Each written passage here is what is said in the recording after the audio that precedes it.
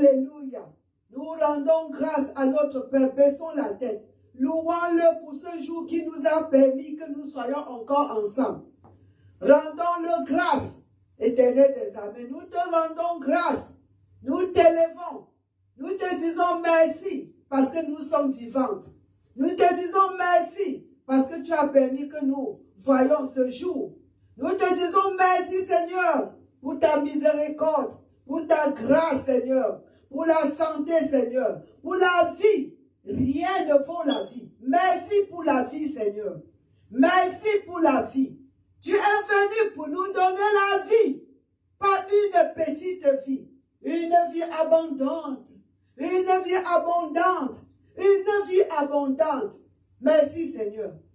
Merci pour la victoire que tu as eue pour nous, l'Église. Nous te rendons grâce pour ce moment.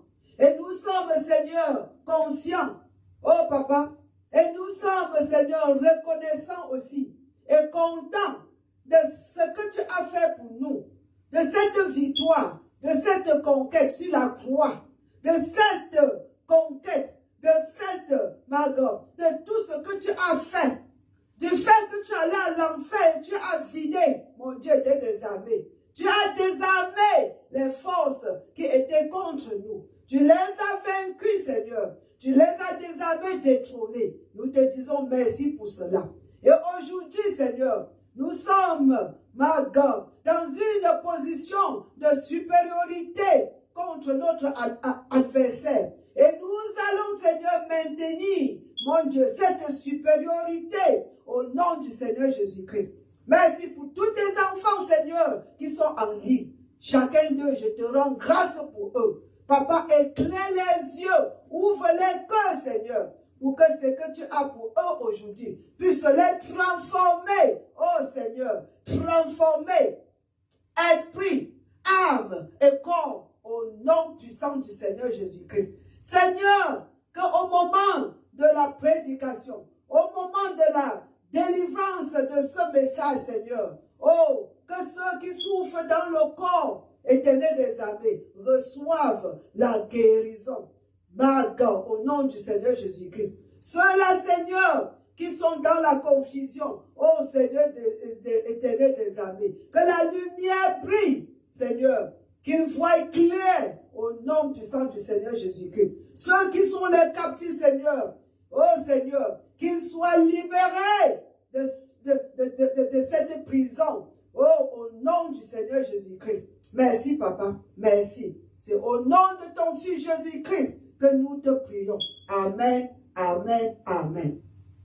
Mais bien aimé, la semaine passée, nous avons étudié, nous avons parlé, nous avons dit que nous avons la domination sur la terre. C'est ce qu'on a parlé.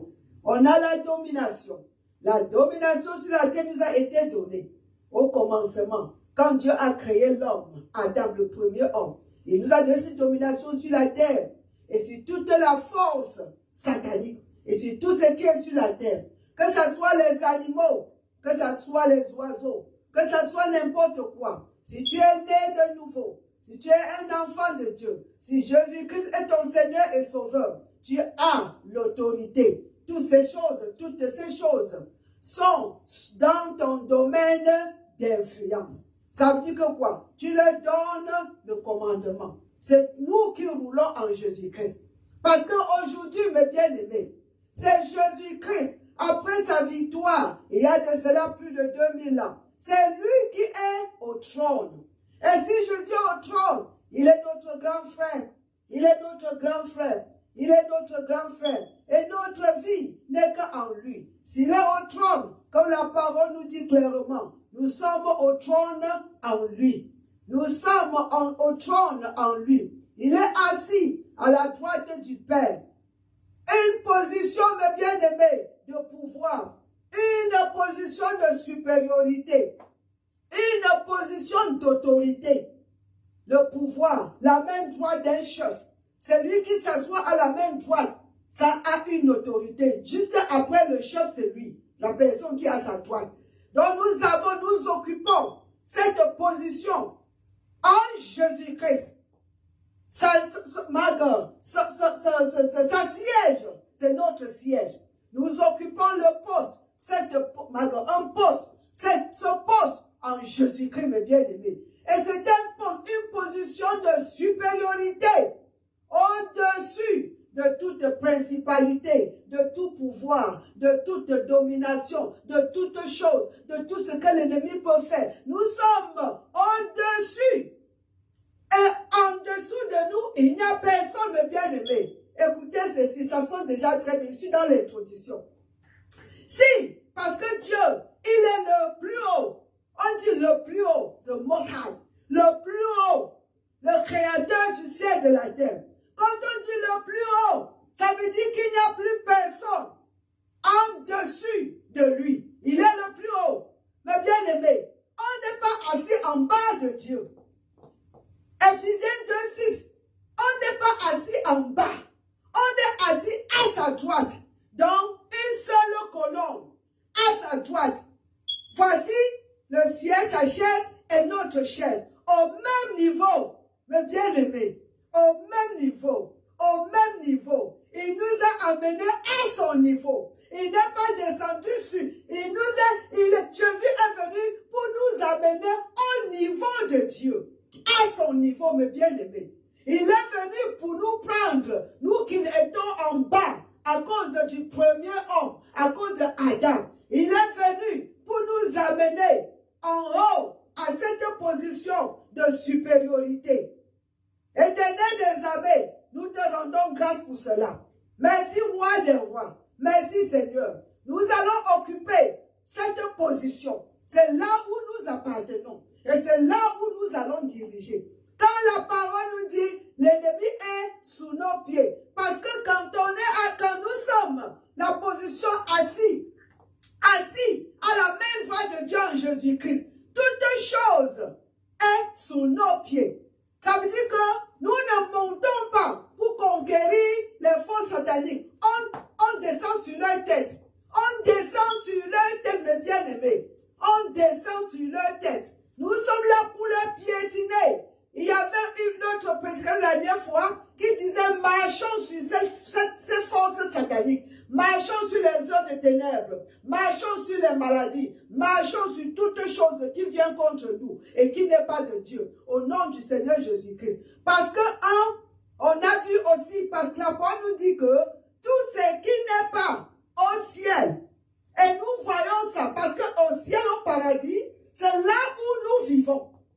C'est là où nous sommes.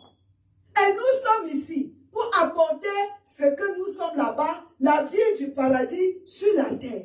C'est pour ces raisons. Donc, dans nos vies, mes bien-aimés de tous les jours, quand nous rencontrons ce qui est ici, c'est dans nos vies, ce qui n'est pas au paradis, là où nous sommes, qu'est-ce que nous faisons? Nous écartons cela. Ce n'est pas autorisé. Ce qui n'est pas sanctionné par notre Père Céleste, ce qui n'est pas dans notre royaume, le paradis. Nous interdisons cela dans nos vies ici sur la terre. Alléluia. Nous ne permettons que ce qui est au paradis, dans notre pays, ici sur cette terre. Mais bien aimé, quand Dieu a créé, d'abord il a créé d'abord le paradis. Et après le paradis, la terre. La terre était la copie parfaite du paradis. Souvenez-vous, dans la prière en Matthieu 6, il dit que ta volonté soit faite sur la terre comme au ciel. Une volonté, Dieu n'a pas deux volontés. Une volonté différente pour le ciel et une autre différente pour la terre. La volonté de Dieu, c'est qu'il y a la santé divine, la prospérité, en une vie sans problème. Là où il y a la justice, l'abondance pour tout le monde, comme ça se passe au paradis. L'harmonie, et lui, sa parole, l'autorité finale. Mais mes bien-aimés, ce que nous vivons aujourd'hui, ce n'est pas ce qui a été prévu par notre papa. Ce n'est pas le plan de Dieu. Ce n'est pas la volonté de Dieu. Parce qu'on dit que prions, il dit prier, que ma volonté soit faite sur la terre comme au paradis. Et nous sommes ici pour amener cette volonté. Nous sommes ici pour régner, pour régner, comme on a dit, pour régner, pour diriger. Alléluia. Bon, mais bien aimés, ce que nous sommes aujourd'hui, on ne va pas finir comme ça. Nous allons, que je vous dise ceci. Le Seigneur va finir.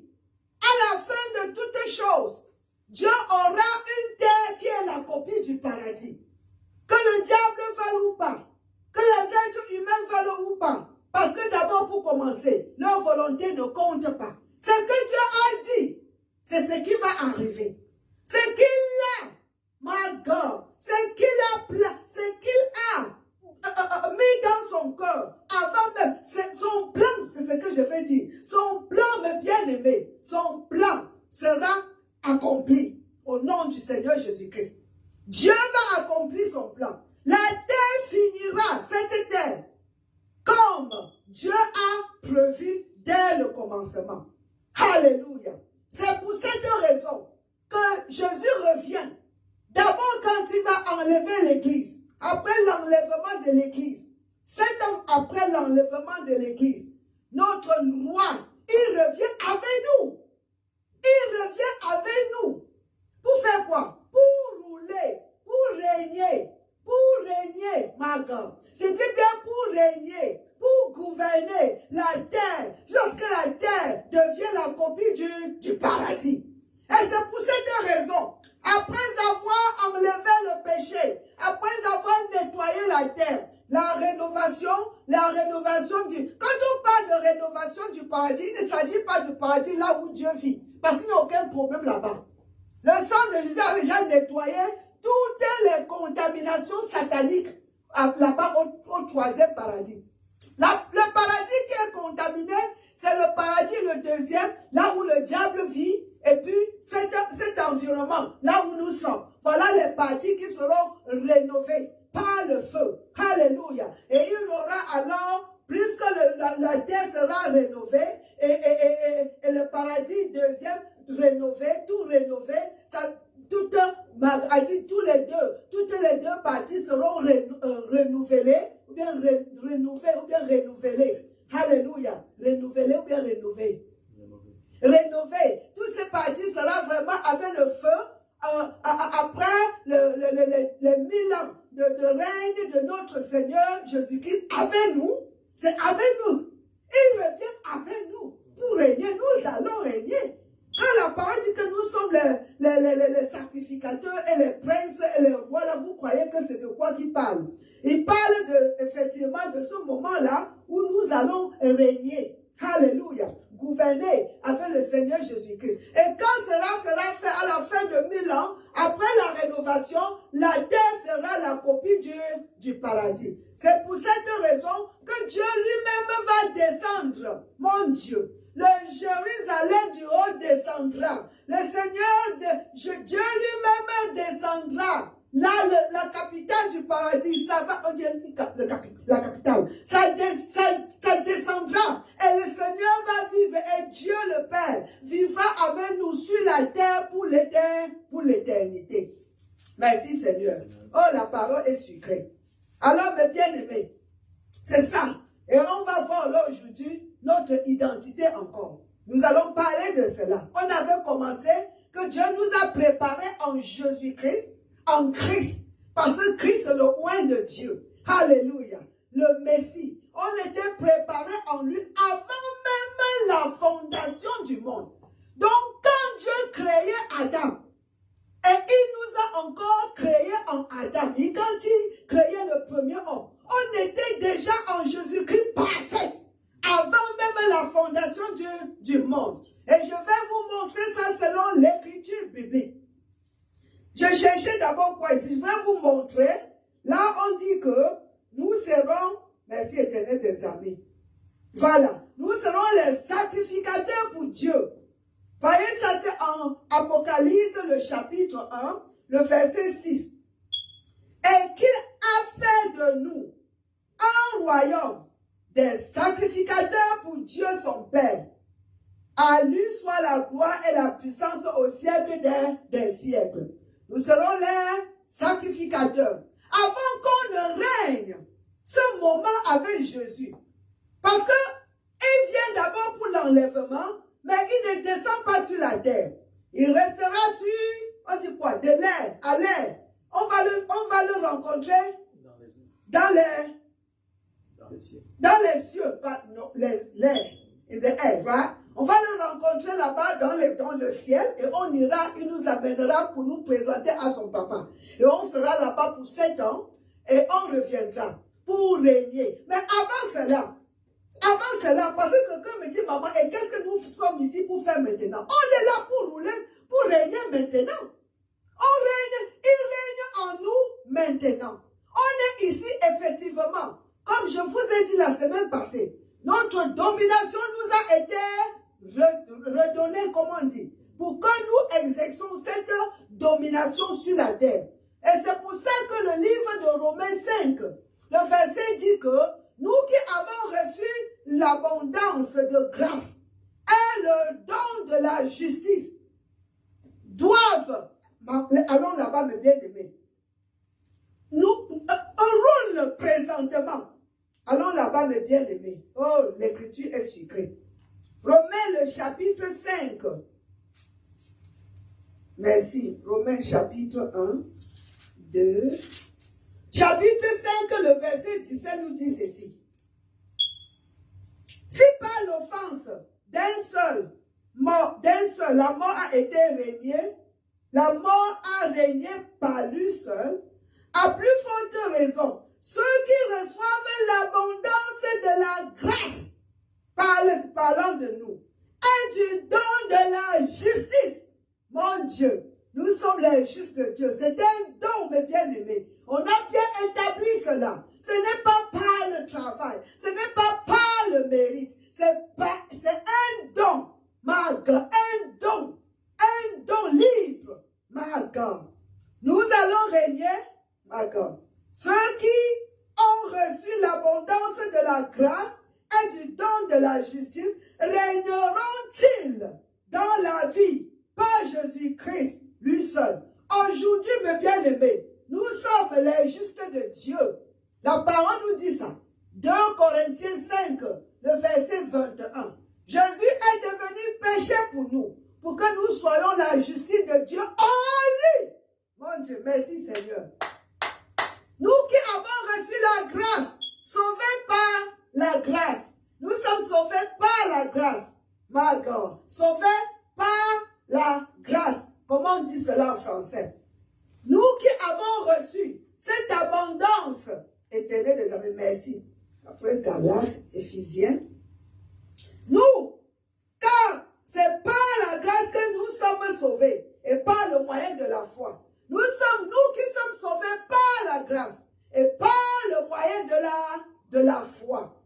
Nous, comment? On est là pour régner dans cette vie. Pas quand nous allons revenir. En attendant, aujourd'hui, nous avons l'autorité pour régner au nom du Seigneur Jésus-Christ. Nous avons aussi établi que le nom d'une personne fait exactement tout ce que la personne peut faire. Alléluia. Quand nous disons au nom de Jésus, c'est vraiment comme c'est Jésus-Christ qui était en train d'agir. Et si nous croyons à ce que nous venons de dire, ça a un pouvoir exorbitant. Alléluia. Merci éternel des amis. So, mes bien-aimés, nous sommes créés en Christ.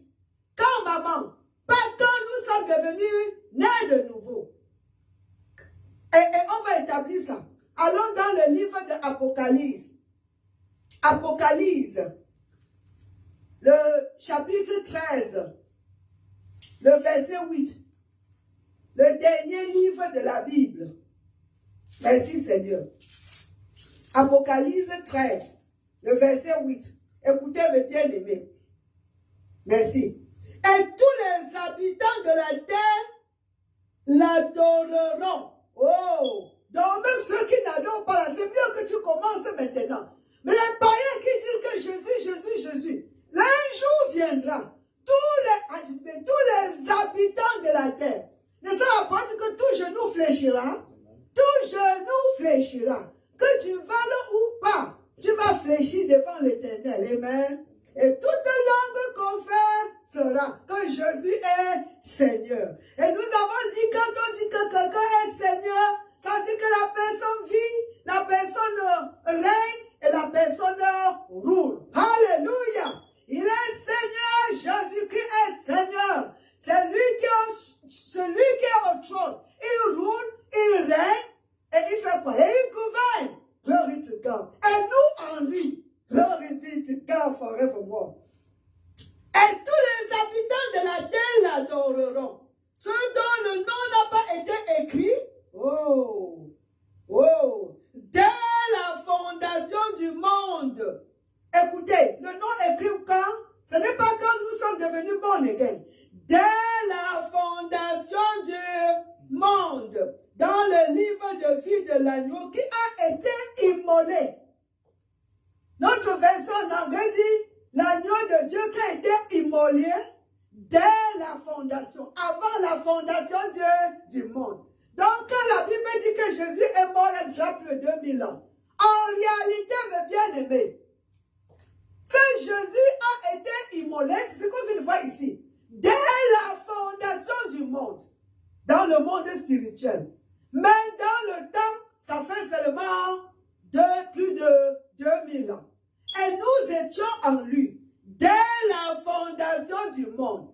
Le livre de vie, dès la fondation du monde. Maman, je ne comprends pas. Écoutez, ce que nous sommes aujourd'hui, avant d'être en Adam, on appelle Adam le premier homme s'appelait Adam. Et lui, il est le premier Adam. Parce qu'il y a l'autre Adam qui viendra. Mais ce deuxième Adam est le dernier là. Il n'est pas quelque chose qu'il a. Il n'a pas un commencement de vie et il n'a pas la fin de vie. Il est éternel. Ce n'est pas quelqu'un qui a été, qu'on a créé. Et c'est de ce Christ, le roi de Dieu là.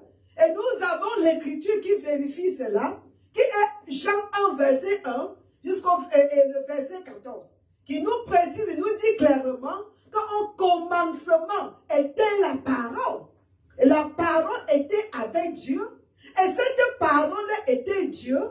Et nous venons au verset 15, 14, qui nous dit que cette parole est devenue, oh mon Dieu, c'est mieux quand ouvrez la Bible avec moi, mes bien-aimés. Ouvrez ça avec moi.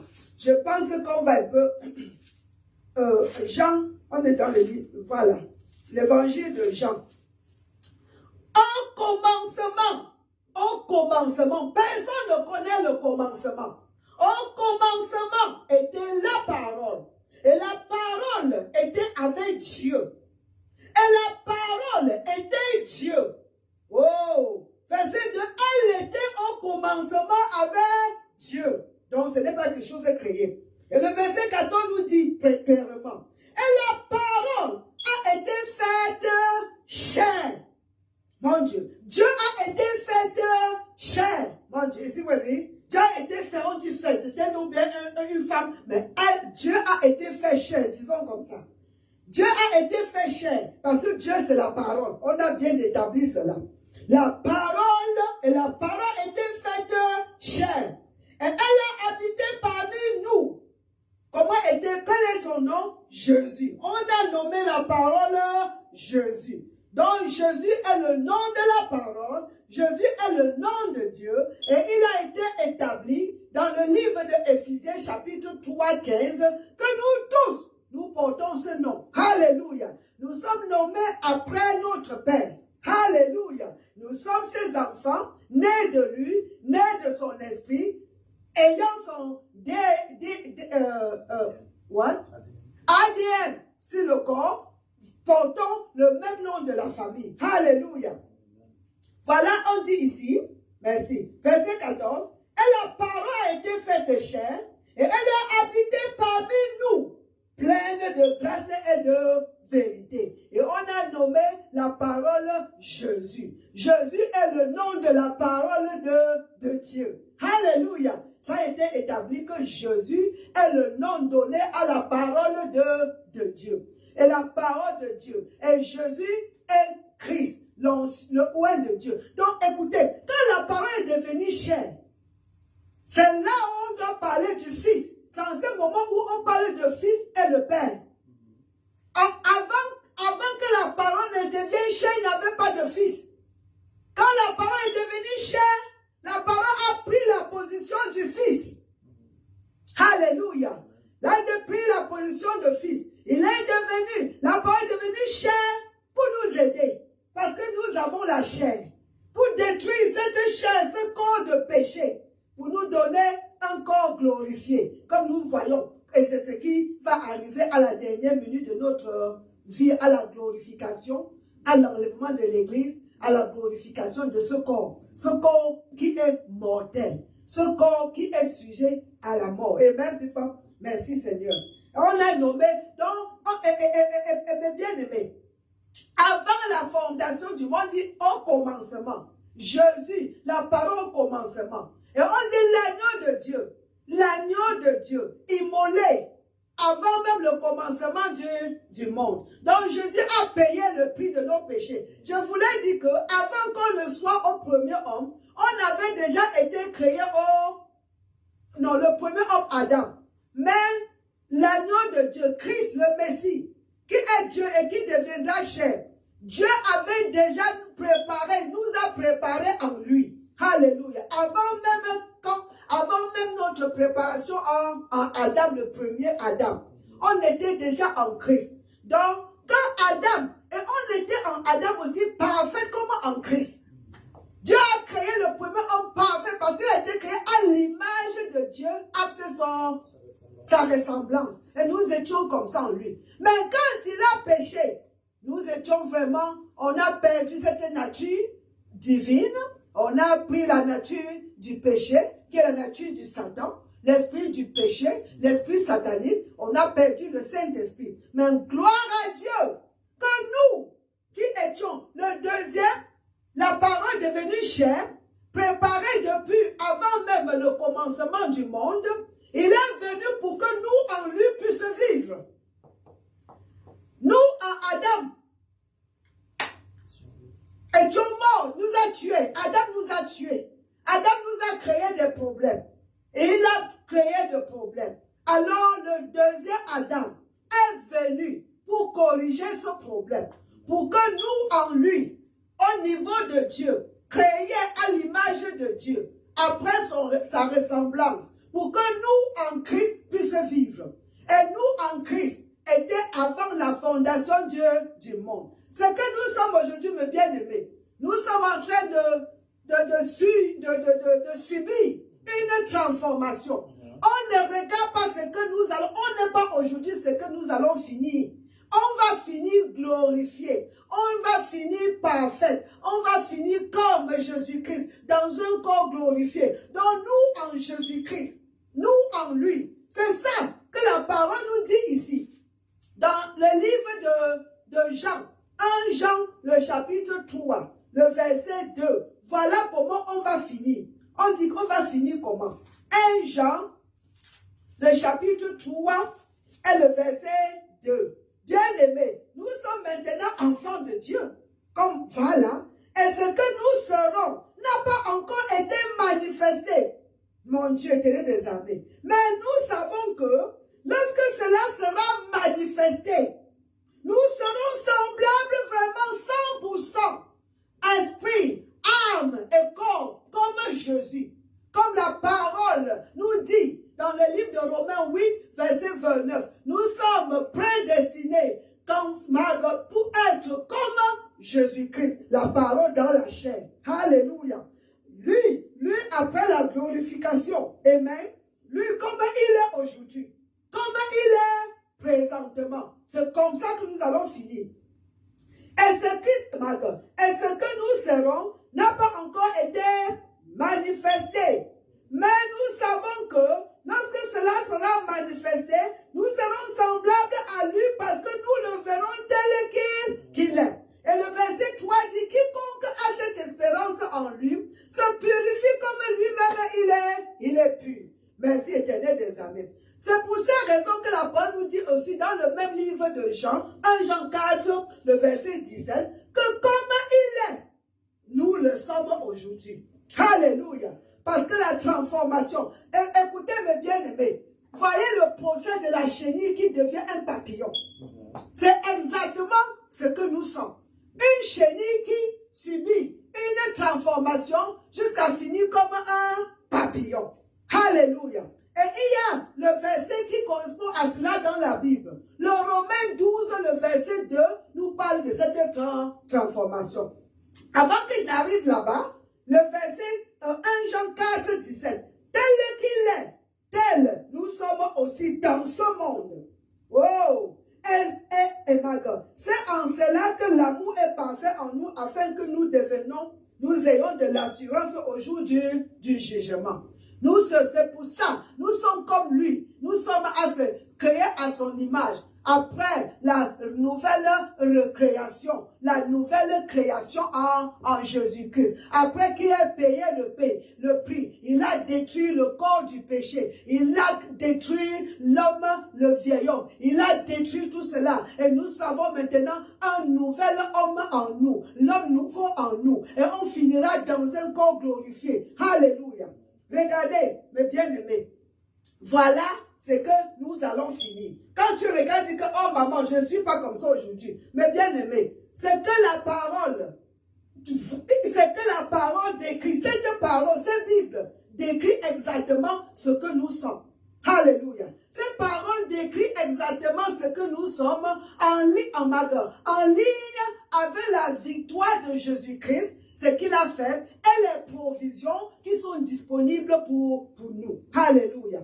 On est presque à la fin, mais je veux quand même voir encore une autre écriture. Nous avons vu, Révélation 13, 8, que l'agneau de Dieu a été immolé dès la fondation. Donc la mort à la croix était vraiment, c'est en tant qu'on parle de 2000 ans, plus de 2000 ans. Et c'est quelque chose qui s'était passé avant même la création du monde. Et quand nous voyons ici à 1 Pierre, 1 verset 19, mes bien-aimés.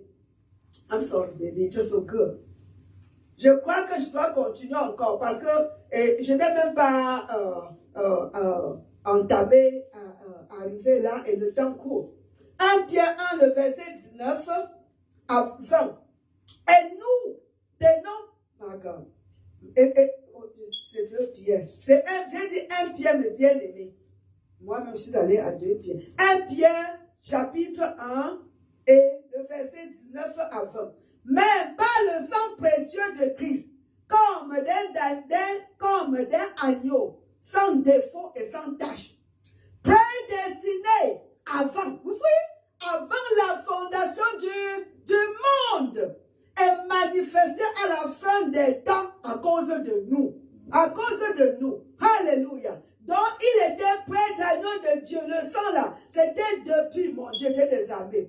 My God, merci. Prédestiné avant même la fondation du monde. Voyez comment, mes bien-aimés, c'est tellement sucré.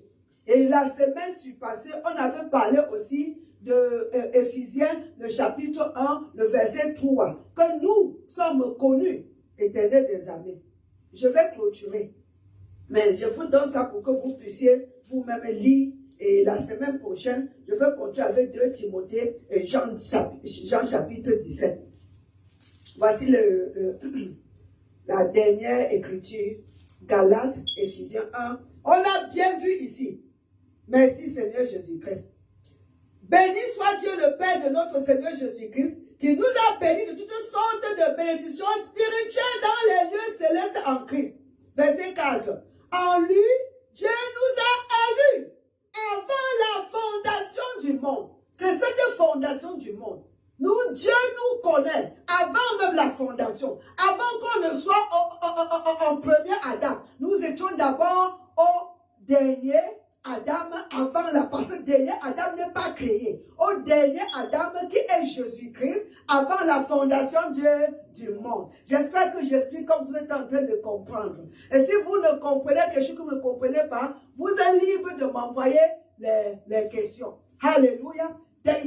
envoie les chrétiens, maman, il y a des versets, je n'ai pas compris. Je serais vraiment heureuse de vous expliquer, mes bien-aimés. Parce que quand tu comprends, ça entre, ça produit l'effet, l'ennemi ne peut plus voler. Alléluia. Il ne vole que ce qu'on n'a pas compris. Je prie que cette parole, vraiment, je couvre la parole, ce que vous avez reçu dans le sang du Seigneur Jésus-Christ. Que ça reste dans vos cœurs, protégé par le sang, et produit le harvest, et produit la récolte, et produit une récolte abondante dans vos vies. Que le Seigneur vous bénisse, mes bien-aimés. Nous prions pour vous chaque jour.